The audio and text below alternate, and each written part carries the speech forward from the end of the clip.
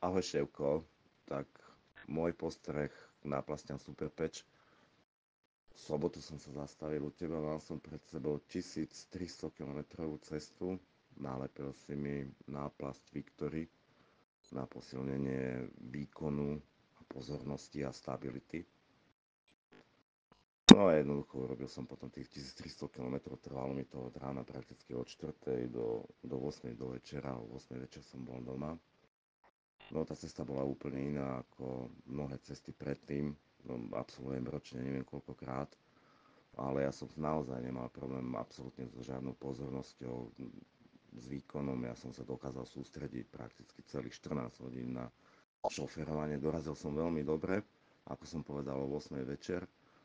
Vykladal som kufor, sused sa pri mne zastavil, začali grilovať, či sa nepridám.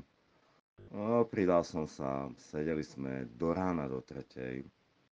A ja o 3. ráno hovorím, no idem spať, ale nepotreboval som absolútne, ale hovorím, toto nie, to už nemá význam byť jednoducho hore. Po 5 hodinách som stál, náplas som mal vlastne ešte stále nalepenú, ale bol som úplne super vyspatý ako po nejakých 10 hodinách. Takže môj postreh úplne super, čo sa mňa týka, tak naozaj to funguje. Ešte raz ďakujem a teším sa na stretnutie. Čau.